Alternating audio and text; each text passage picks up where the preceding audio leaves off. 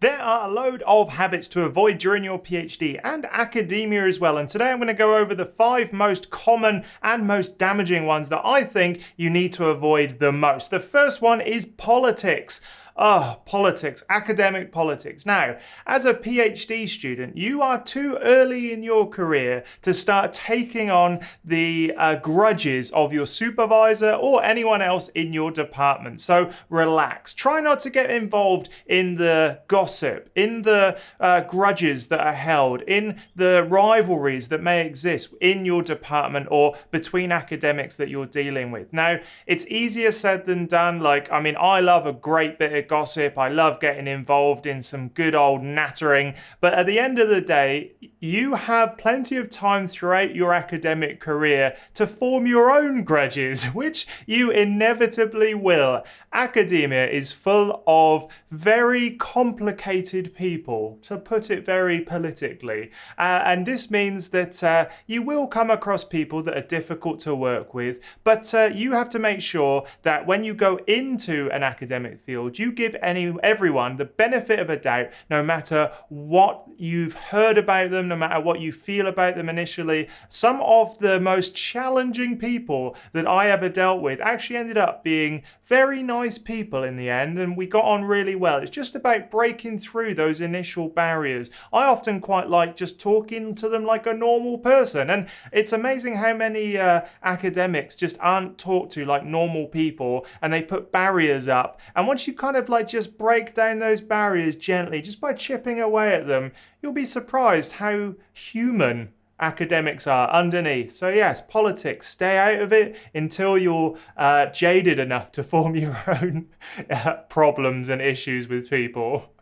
This video is brought to you by my newsletter. Go check it out at andrewstapleton.com.au/newsletter. I'll put a link in the description. When you sign up, you'll get 5 exclusive emails, everything from the tools I use, how to write the perfect abstract, link to my TEDx talk and the podcast I've been on, and more. It's only available on that newsletter, so go sign up now.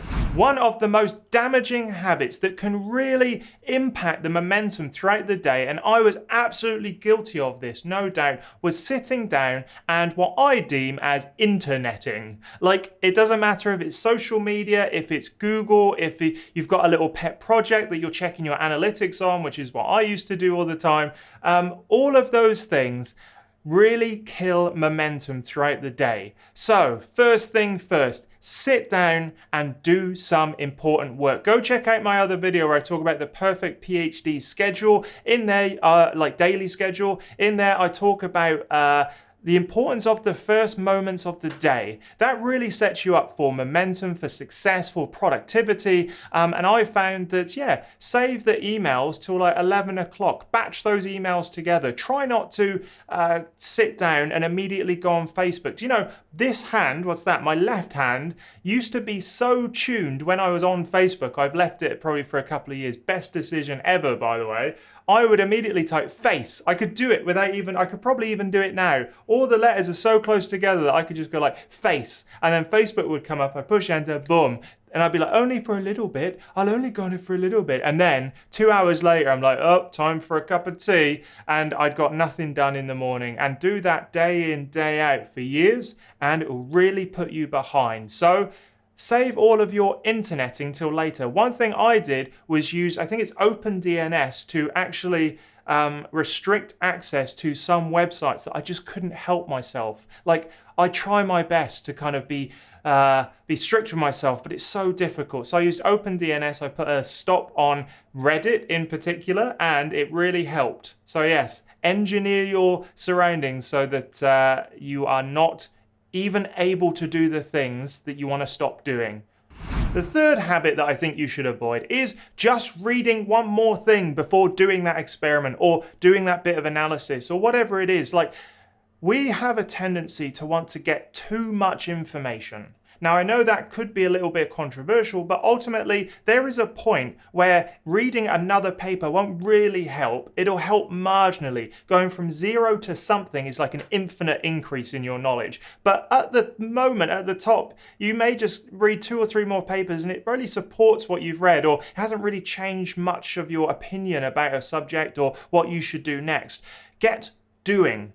Doing creates a PhD, not necessarily like thinking and reading. Like in a STEM PhD in particular, doing your experiments is so important. Doing that analysis is so important. That is what you should be prioritizing once you get to a point where your reading becomes monotonous and like, okay, I'm starting to build up my own ideas and opinions about this thing. Now it's time for me to launch into my thing. And the habit we can get into is just reading one more thing or doing that extra little bit of like checking before moving on. Fail quickly so you can undo your failure. Fail forward, fail fast, and that is how you get a PhD quicker, and I think it's more fun. So just get used to stepping outside of that comfort of that bubble of knowledge, the papers you've downloaded, and get doing.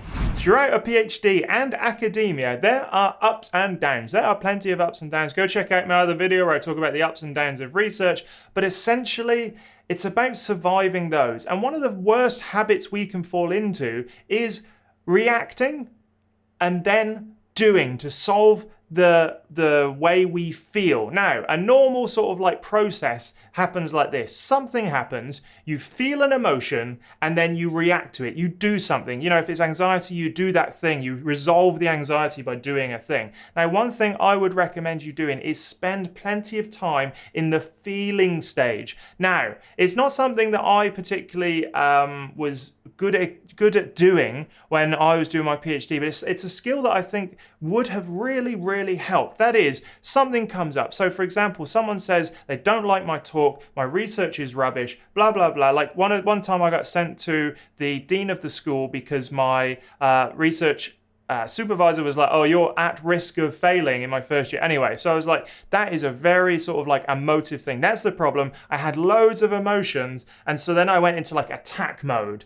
And the problem is I trained myself to go into attack mode far too quickly like later on, because I wanted to avoid feeling the emotion. So one thing I would say is do not avoid feeling the emotion, because you'll set yourself up with this habit loop where you just do this thing automatically when something pops up. And breaking that habit loop and sitting in the middle bit for longer really helps, because it just allows you to have a much more considered response. It allows you to feel better as well in the long run, but at the time you just want to not feel the emotion in the middle. So do not jump, do not sort of like learn how to jump over the emotion to stop it from happening in the first place. Allow it to happen, because in your academic career, should you choose to become an academic, there are going to be plenty of rejections, arguments, disagreements, and learning to deal with them is just part of the process of being an academic. So learning that really healthy,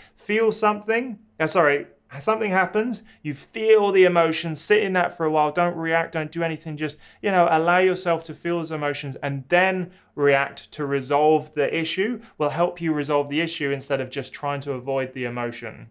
I hope that makes sense.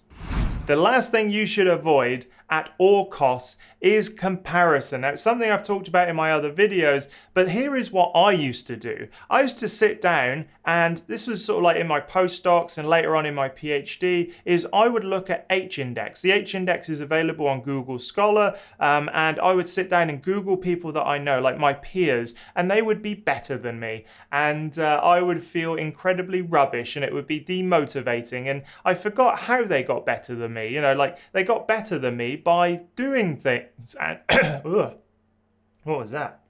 Doing tiny bits every single day to make their career better. That's how you get a higher H-index, not by sitting down and obsessing about a single number. Remember that your academic career is much more than your H-index, no matter what, promotion may tell you or what other people may tell you. Your H-index is important. People game it a lot. It can feel like a mountain. It can feel like, you're looking up at this big old mountain, but like, how on earth do I get up there? How do I get to my H-index to 12 or my H-index is 0 or 1 or whatever it is? And the fact is, very slowly. There's a path around the back of this mountain, and it weaves and it winds and it goes all the way up, and it's annoying, and then you fall down a bit and you go back up. But that's how you get there, slow and steady, one foot in front of the other. And the academic mountain can sometimes feel incredibly hard to get over. But Yes, don't compare yourself to anyone, as hard as that is, especially your peers.